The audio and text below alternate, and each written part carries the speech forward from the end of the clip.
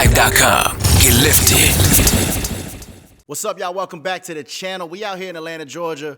Braves are World Series champs. It's a great day to be alive in Atlanta. It's a great day to be alive in general, man. We all get money. We all happy. And we can share our gifts right here on YouTube and just do the damn thing, man. Coming all the way from Buffalo, New York to be here. Very special guest in the building. She goes by the name of CHÉ NOIR. What's going on, Shay? What's going on? What's going on? Hey, we here. I just asked her, how you feeling before we jump into it? She's like, I'm feeling blessed. I'm feeling blessed. Blessed. That's what I like to hear.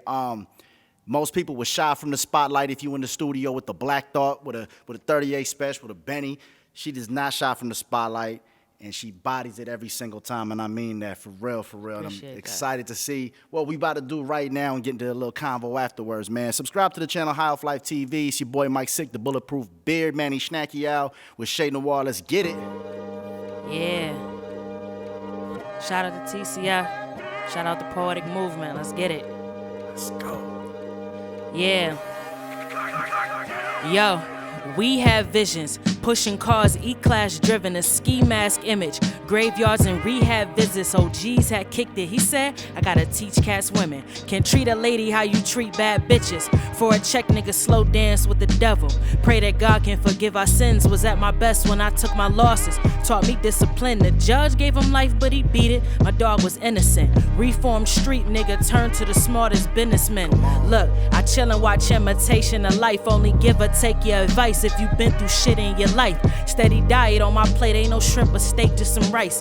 Fist the face when I fight, spit the pain when I rhyme. Still eager as I wait on my turn. They told me stay patient, most my niggas got rap sheets. Took that and made blankets, took my bread, invest in my team. Y'all bought PlayStation, 70K I made from music. Typed on my bank statements, ain't often talking. Bosses in charge of office, raps jaw dropping. Slept in bedrooms as small as closets. I lost 10K 5 times before I got it right. Delusion just as fast as you made it could leave you traumatized. Pain turn to hunger, I'm giving specials on free food. The bars come in cups, the wisdom measured in teaspoons. Dress the pistol up when I grip squeeze triggers. But it's naked when I flash, that's how I strip tease niggas. Yeah, had some shit on my plate. They ain't judge me fair. Was sleeping on my family couch, knowing they ain't want me there. Had to turn some couches to beds. I could've been bought a rollie, bought a Movado, couple houses instead. Went from sleeping on my auntie floor, 6 of us shared a blanket, to spitting fire shit that could probably embarrass Satan. My biggest haters is niggas who never get paid, or older bitter niggas who never got they big break. I spit pain. One punchline can dig graves, buried underneath is the buffalo roots of Rick James. Weight of the world on my shoulders left me with thick veins. God's gift to a dope fiend, that's how I pitch game. Yeah. CHÉ NOIR. CHÉ NOIR. That's how we pitch game. Yeah, that's how we do it. Yo, please catch us up like right now. What's the hottest thing that you're doing right now that we need to know about right now? The hottest thing I'm doing right now? Yeah, just what you're doing right now. I just announced the tour, Food for Thought tour. We got 5 or 6 shows on it right now, so definitely get your tickets for that. Okay, and it's a national tour? Really East Coast right now. Okay, gotcha. And a little Midwest in there, but yeah. Okay, let's talk about that. Yeah. Is this your first tour? Yeah, my first solo joint. Yeah.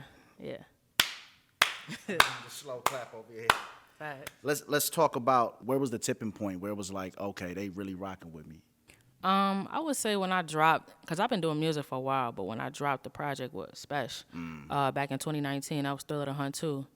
I seen the feedback I was getting. I was like, oh, okay, they feeling me. Okay. Do you remember like a tweet that somebody said, like, or something specific that was like, ugh? I was Primo. When I went on Primo's show, he gave me a lot of love, and you know, that's Primo. So right.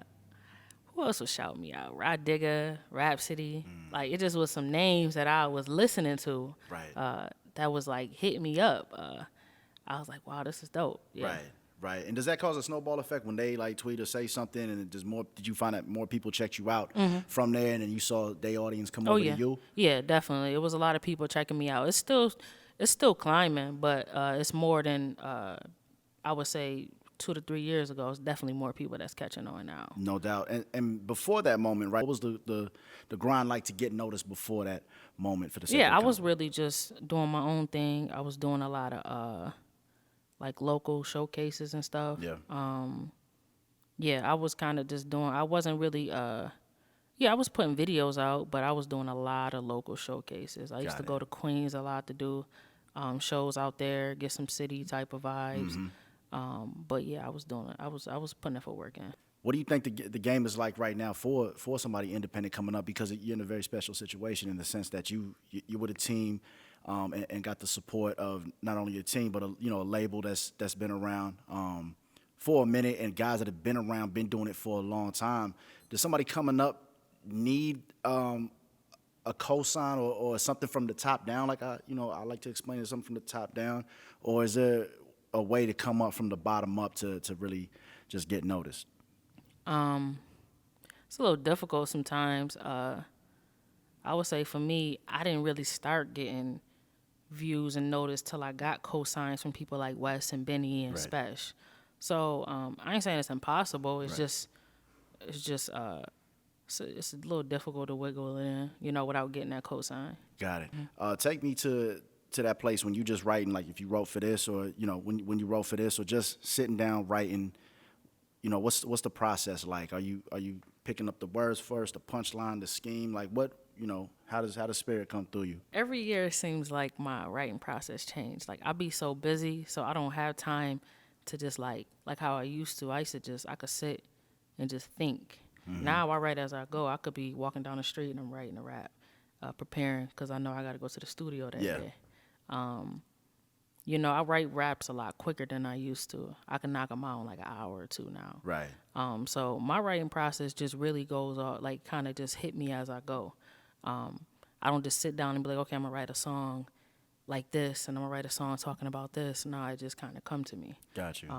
Sometimes I'll sit on the beat. It takes me falling in love with the beat first, and really studying the beat. But most of the time, I write as I go. Is it easier for you to write to your own beats? And because she produces, by the way, y'all, you know what I'm saying? Is it easier for you to write to your own beats and get open and come up with more unique creative stuff to your own stuff, or to other beats? It's so crazy. It's harder for me to write to other beats now, but it used to be the other way around. I used to couldn't write to my own beats. Now I done got back into producing because that's how I really got in. Like a lot of people back home, introduction to me was producing. I stopped producing for a little bit because I'm looking at it like I'm around the Spesh, I'm around Primo. Like these are producers. I was in Apollo too. Yeah. I'm like trying to taking notes from their books and trying to see, okay, how can I change and elevate my skills as a producer? Yeah. So now recently I've been getting back into producing. Now it'd be harder for me to rap over other beats because with producing, I know what I want to hear. So I'm gonna create what I wanna rap over and what I want to hear. Yeah. With producers, I'm going off of their sound and whatever they're giving to me. So it makes it a little difficult now, but Yeah, got you. When you were writing to records that you produced, are you as open to the record as you're making it, or do you have to put that sauce on it first to get open to the beat? And I guess it's a question for all those rapper producers. You know what I mean? That there's times where I have to, where I don't hear I don't hear whatever they may hear when they first send it to me. Yeah. Or play it for me. And yeah, sometimes I got to get a little open to it. It's happened plenty of times with music that's out there that a lot of people love. Where like when I first heard it, I was like, nah, I wasn't really feeling it. Right. But just like pushing your mind, pushing your pen creatively, that's really what it takes. It may take some time sitting on the beat for a little bit. That's why I say just kind of like studying the beat. For me, with me being a producer, I hear everything in the beat that a person who's not a producer or average person may not hear. Yeah. I hear everything. So me, it's just studying it and really just kind of grooving and falling in love with the beat. Got you. And as a producer, do you start with this? I don't even know if you sample necessarily, but do you start with a sample first or drums first? Like, what gets you open? How do you? The sample, because trying to come with the drums, like you got to get it depends. I rarely do the drums first though, but it's usually the sample. No doubt, no doubt. And when you start with the sample, do you mangle it up first, or do you kind of just go with the raw sample and then kind of like shape it from there? Nah, I shape the sample and then that's how I dress it after. No with doubt. The drums after that, yeah. I'm coming for the sauce, man. I'm coming for the sauce. Like for the samples, what's probably your go-to, tools as far as dressing it up, like EQ. Like what are you doing to kind of get it to where you're happy to move forward? I EQ it. EQing because sometimes you get some older samples and they got that kind of weird sound to it. Yeah. And the sample chop may be dope because of the way the joint sound. Be like, nah, I ain't feeling it yet. So EQing it. Yeah, I like to put, little mixes and stuff on there. And then like sometimes I don't even go right into the drums. I'll put like the hi-hats. I'll build the beat up. Right. The drums usually sometimes be the last thing, cause I'm picky. I'm so picky. I'm picky with drums and the snares or whatever I put on there. So And so you say you put that in last? yeah, I put that in last. Okay, Sometimes. so you get yeah. the sampled and groove. And Yeah, cause I already know how I'm gonna put the groove of the drums, like the pattern of it. It's just more about me building it up, cause I feel like it's more than just kicks and drums. Kicks and snares with beats. Like I like to build it up. I like how it sound without the kicks and snares sometimes. Got you. Again, what you got popping right now? What can we look forward to? I got a tour. I just announced a tour Right. I'm working on. My first release. It's late in the year, but I haven't dropped yet this year. So I got an album coming this year. And yeah, just more music, more collabs, definitely. Dope. You know what's it like to just be getting love as just an MC, a female on stage commanding the crowd? Like, how are these crowds, reacting? Whether you're in the Northeast or wherever you go, like, what's it feel like? It feels good. I would say like performing was like my least favorite thing to do in the beginning. Cause a lot of people didn't know me at these places I was performing at. I would do them, but it was like my least favorite thing to do. I love it now. I love the vibe I get, the love I get. I get the most love. And I like seeing the fans, the ones who support me. I like seeing them in person. Yeah. A lot of times, like I've done 3 shows since the summer started, like 3 or 4, and I've had a fan follow me to 2. So that's just a dope feeling. Hey, that's what's up. So I know you flick it up with them. You Yeah. snap it Oh up with yeah, 'em. yeah. That's Yeah. what's up. That's what's up, man. That's great to hear. It's so exciting to hear that you're going on your tour, and I know that's going to turn into national and international, and you're going to take it back home to represent Buffalo. Correct? Of course. For sure. All right. So before we get out of here, please just shout out the social media where we can get the music and all that good stuff. Anybody you want to shout out, please, like shout the crib out. Of course, yeah. You can definitely find me on Twitter and Instagram, _Noir, CHE_NOIR. Yeah, just tap in with me. Food for Thought tour, Food for Thought album coming soon. Let's get it, y'all. High Off Life TV. It's your boy Mike Sick. Till next time. Peace.